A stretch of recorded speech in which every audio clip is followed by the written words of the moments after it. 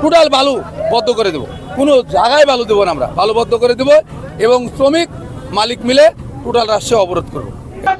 রাস্তায় চললে অ্যাক্সিডেন্ট হবেই, কিন্তু দুর্ঘটনা ঘটলে গাড়িতে আগুন দেওয়া, ভাঙচুর। গাড়ি হলো দেশের সম্পদ, এই গাড়ি পোড়ানি মানে দেশের সম্পদ পোড়ানি।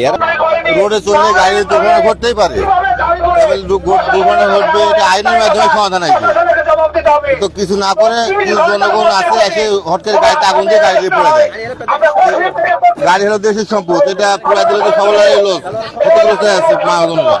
আমার চাই যে অ্যাক্সিডেন্ট দুর্ঘটনা ঘটলে আইনের মাধ্যমে ওরা পূজা করুক, তাই বলে একবার ডাইরেক্ট গাড়িতে আগুন ধরা হয়েছে, এটাই এই কারণে আমার মানবতার।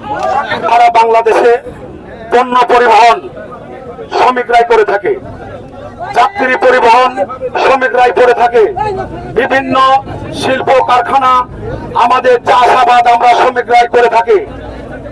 আমরা শ্রমিকরা এত লাঞ্ছিত কেন, এত বঞ্চিত কেন? আমাদের মালিকদেরকে যদি কোনো টাইমে কোনো রকম ভাবে ক্ষতিগ্রস্ত করা হয়, তাহলে সারা বাংলাদেশের শ্রমিক বসে থাকবে না। সারা বাংলাদেশের শ্রমিক এই রাজপথকে একেবারে অচল করে দেওয়া হবে। আমি জনগণকে বলতে চাই, আপনাদেরকে নিয়ে আমরা চলি, আমাদের পণ্য পরিবহন শ্রমিককে নিয়ে আপনারা চলেন।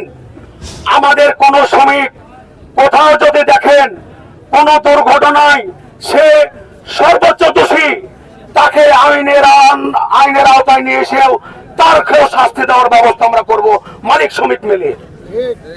আমরা অযথায় কেন রাস্তাঘাটে আমাদের আপনারা গাড়ি পোড়াবেন, কেন গাড়ি ভাঙচুর করবেন? আমরা এখানে মানববন্ধন করছি রাজশাহী জেলা ট্রাক শ্রমিক ইউনিয়ন এবং মালিক পক্ষ। আমরা চাচ্ছি রাস্তায় গাড়ি চললে দুর্ঘটনা ঘটতেই পারে। প্রায় সময় আমরা দেখি যে কোনো জায়গায় দুর্ঘটনা ঘটলে আমাদের গাড়িগুলো পুরানো হয় এবং ভাঙচুর করা হয়। কারণ দেখা যায় যে আমাদের অসহায় গরিব মালিকরা আছে, অনেক কষ্ট করে এই গাড়িগুলো কিনা হয়, এই গাড়ি থেকে তাদের সংসার চালানো হয়, এই একটা গাড়ি থেকে দুইটা স্টাফ চলে। তো এই প্রায় দিনই আমরা দেখছি যে কোনো জায়গায় যে কোনো ধরনের ঘটনা ঘটলে এবং তারা গাড়ি ভাঙচুর করতে এবং গাড়ি পুড়িয়ে দিচ্ছে। তো আমরা বাংলাদেশ সরকারের কাছে বলতে চাই যে আপনারা এই ধরনের আমাদেরকে শ্রমিক এবং মালিকদেরকে আমাদেরকে সহযোগিতা করেন, হ্যাঁ, এবং অতিবিলম্বে যারা এই গাড়ি ভাঙচুর করছে এবং গাড়ি পুড়িয়েছে তাদেরকে 24 ঘন্টার ভিতরে গ্রেপ্তার করা হোক। এটা আমাদের শ্রমিক এবং মালিকের পক্ষ থেকে আমাদের জোরালো আবেদন। এটা হলো রাস্তায় আমরা গাড়ি চালাতে পারছি না, রাস্তায় চললে অ্যাক্সিডেন্ট হবেই, কিন্তু দুর্ঘটনা ঘটলে গাড়িতে আগুন দেওয়া, ভাঙচুর, এগুলার প্রতিবাদ। হাইওয়ে রোডে কোনো দোকানপাট, হাট বাজার এগুলো থাকা চলবে না, মানে রাস্তাতে গাড়ি চলতেই পারে, রাস্তার দুর্ঘটনা হতেই পারে। গাড়ি হলো দেশের সম্পদ, এই গাড়ি পোড়ানি মানে দেশের সম্পদ পোড়ানি। এর একটা দুষ্কারী, বুঝলেন? এদেরকে ধরে আইনের আওতায় এনে বিচার করা উচিত, বুঝলেন?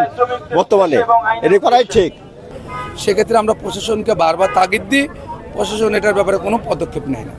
এটা কিছু সংখ্যক ছেলেপেলে এরাই বিভিন্ন এলাকায়, যেরকম কলাহাটে কিছু সংখ্যক ছেলেপেলে আমাদের কাছে নাম আছে, এই 14 পায় কিছু সংখ্যক ছেলেপেলে কিছু নাম আছে, এরকম কিছু কিছু এলাকায় এরা টার্গেটই ছিনতাই এবং গাড়িতে অগ্নিসংযোগ। এদের হলো মূল উদ্দেশ্য সরকারকে বেকায়দায় ফেলা, এদের মূল উদ্দেশ্য।